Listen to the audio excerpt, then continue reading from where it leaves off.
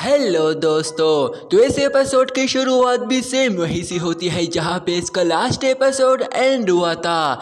तो अब हमारा ये वाला एपिसोड स्टार्ट होता है।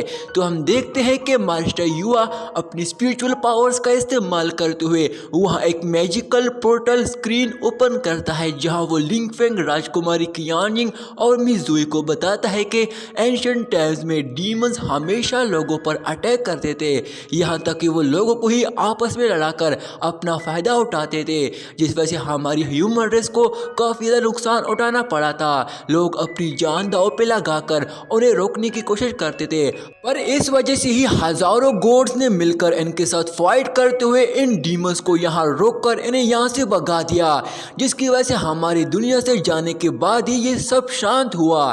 जिस पर लिंग फेंग हैरान होते हुए उसे पूछता है कि क्या कहा, स्पिरिट्स ने हमारी दुनिया को छोड़ दिया था। जिस पर मास्टर युआ उसे जवाब देता है कि हाँ, उनको गार्डियन ने स्पिरिचुअल रेल्म भेज दिया था, क्योंकि डीमंस मौत से काफ़ी डरते हैं और उन्हें अपनी जान सबसे प्यारी होती है। जब उन्हें पता चला वो मरने वाले हैं तो सभी भाग गए। एंशिएंट टाइम में हमारे एंशिएंट गॉड कॉन्टिनेंट का असली नाम ज़ाओ टियान युनजी था। स्पिरिट रेल्म हमारी टियान युआन रेल्म से थोड़ी सी दूर है। वहाँ बहुत सारे मार्शल आर्टिस्ट थे और हजारों की तादाद में वॉरियर हुआ करते थे, पर उस टाइम डीमंस को रोकना नामुमकिन था, जिस वजह से कुछ गॉड्स सीधा स्पिरिचुअल रेल्म चले गए ताकि वो डीमंस को उन्हें वहाँ किसी तरह खत्म कर सके। पर स्पिरिचुअल रेल्म में हद से ज़्यादा लोग नहीं आ सकते, जिस वजह से गॉड्स ने सीधा एंशिएंट ट्राइब से पहले छोटे बच्चे को निकाल कर बचाया था। स्पिरिट रेल्म हमारी टियान युआन रेल्म से थोड़ी सी दूर है। वहाँ बहुत सारे मार्शल आर्टिस्ट थे और हजारों की तादाद में वॉरियर हुआ करते थे, पर उस टाइम डीमंस को रोकना नामुमकिन था, जिसकी वजह से कुछ गॉड्स सीधा स्पिरिचुअल रेल्म चले गए ताकि वो लोग वहाँ डीमंस को उन्हें वहाँ किसी तरह खत्म कर सके। पर स्पिरिचुअल रेल्म में हद से ज़्यादा लोग नहीं आ सकते थे, जिसकी वजह से गॉड्स ने सीधा एंशिएंट ट्राइब से सबसे पहले छोटे बच्चों को बचाकर निकाला ताकि बाकी सभी लोग आराम से वहाँ से निकलकर दूसरी जगह जा सके। उन मोर्टार्स और मामूली लोगों के लिए इस जगह को बैन कर दिया गया। जो बचे हुए गॉड्स वहां रह गए थे वो इस जगह को बचा नहीं पा रहे थे, जिन जगह पर डीमंस ने अटैक किया था। इनने हमारे होते हुए हजारों लोगों को अपना गुलाम बनाया, क्योंकि हम कुछ भी नहीं कर पा रहे थे जिससे हम डीमंस को हराकर अपने बॉर्डर को प्रोटेक्ट कर सके। पर तब वो दो गार्डियंस आए जो कि हमारी मार्शल आर्ट टेंपल की एक पहचान हुआ करते थे, जिसमें एक silver marshal god Jiang Cheng Feng और golden marshal god Ye Nin Tian थे। जिस पर लिंग फेंग उसे कहता है कि मास्टर, वहां तब हजारों गॉड थे जिन्हें वहां कमजोर लोगों को ऐसे ही छोड़ दिया था, उन्हें वो बचा नहीं सके। जिस पर मास्टर युआ उसे जवाब देता है कि हाँ, हर कोई 100% परफेक्ट नहीं होता, युद्ध में तुम सब कुछ अकेले ही नहीं कर सकते। पर जो गॉड्स हमारे टियान युआन वर्ल्ड को छोड़कर चले गए थे वो दोबारा से इकट्ठे हो गए और सब ने इस बार मिलकर एक साथ अपने दुश्मनों का मुकाबला किया और अपने आखिरी सांस तक हर एक ने फाइट की, खून बहाया, डीमंस को भी खत्म किया और आखिरकार लास्ट में हमारी दुनिया को बचा लिया। पर इस युद्ध से मेरे टियान युआन रेल्म से हजारों गॉड्स भी मारे गए थे, जिस वजह से हेवन और अर्थ के सभी कानून टूट गए। इस वजह से तब से हमारी दुनिया में आज तक कोई गॉड नहीं आया। तो उन बचे हुए गॉड्स ने अपने आप को ही माउंटेन में ही सील कर दिया और दोबारा इस दुनिया में कभी नजर नहीं आए। इस खूनी तबाही को याद रखने के लिए इस जगह को तब से एंशिएंट गॉड कॉन्टिनेंट कहा जाता है। इस उनका लिंग फेंग काफी उदास हो जाता है और कहता है कि इन सभी गॉड्स ने कमजोर लोगों के लिए अपनी जान तक दे दी ताकि ह्यूमन रेस में शांति पैदा हो सके, इसलिए इस इंसान अपने अंत तक ही नहीं बोल पाएगा। जिस पर युवा उसे कहता है कि पावर्स के साथ जिम्मेदारियां भी बढ़ जाती है। मैंने आज तुम्हें बहुत कुछ बता दिया है, उम्मीद करता हूँ तुम भी इस बोझ को अपना बोझ समझकर इसे हमेशा प्रोटेक्ट करोगे। तुम यहाँ आगे हजारों सालों तक रहोगे, तो याद रखना तुम ही इस कॉन्टिनेंट की हमेशा हिफाजत करना। मैंने तुम जैसा टैलेंट, जीनियस, कल्टीवेटर आज तक नहीं देखा। तुम एक ऐसे इंसान हो जो हमेशा अच्छाई का साथ देता है। जिस पर लिंग फेंग उसे कहता है कि मास्टर, मेरी दुनिया में जब भी कभी मुसीबत आएगी मैं लिंग फेंग इसे बचाने के लिए कभी पीछे नहीं हटूंगा। जिस पर मास्टर युआ उसे हंसते हुए उसे कहता है कि अगर तुम इसकी केयर ना भी करो तब भी गार्डियंस तुम्हारा ही साथ देंगे।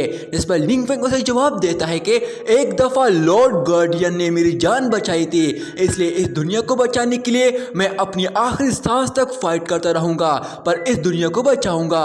इस पर मास्टर युआ उसे कहता है कि ये तो अच्छी बात है, क्योंकि आजकल वैसे भी हर जगह से कुछ उछल से हो रही है। छोटे छोटे डीमंस दोबारा से नजर आने लगे हैं, क्योंकि हमें काफ़ी जगहों से फॉर्मेशन अरे की सिग्नल मिल रहे हैं, जिससे मुझे डर है कि डीमंस ने दोबारा से आना जाना शुरू कर दिया है।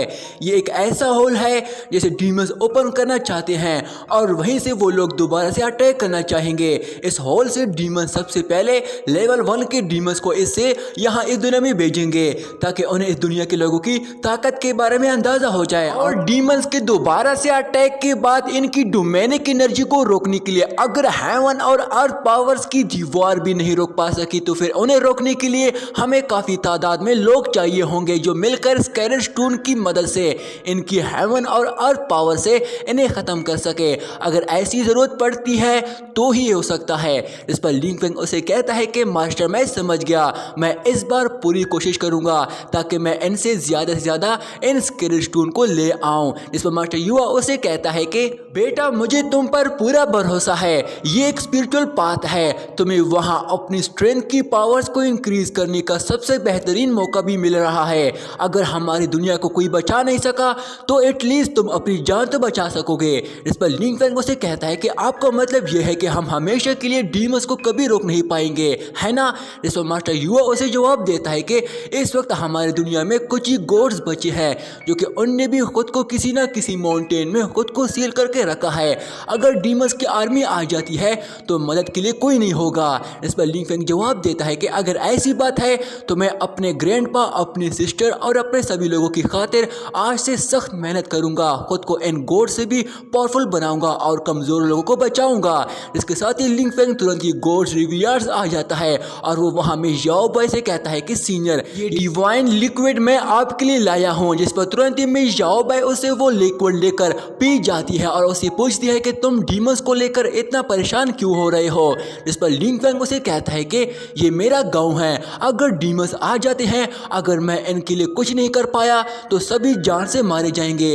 इस पर मैं याओ बाई उसे कहती है कि तुम दूसरों के लिए इतना परेशान क्यों हो रहे हो, एक दिन वैसे भी हर एक को मरना है। इस पर लिंग फेंग उसे कहता है कि अपनी फैमिली की खातिर मुझे उनके लिए तो कुछ करना होगा। इस पर मैं याओ बाई उसे कहती है कि तुम एक अच्छे इंसान हो पर तुम परेशान ना हो। जिस पर लिंग फेंग उसे तुरंत ही कहता है कि इसका मतलब आपके पास कोई रास्ता है।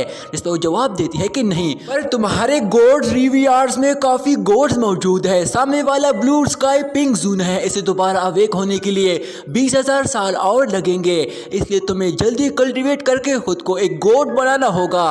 वैसे भी अभी डीमंस ने अटैक कौन सा किया है, तुम्हारे पास एंशिएंट फैंसी गॉड्स है, ये जल्दी उठ जाएंगे और इंसानों को बचाने लग जाएंगे, जिससे तुम्हें टाइम मिल जाएगा। जिस पर लिंग फेंग उसे कहता है कि अरे हाँ ये तो मैं भूल ही गया।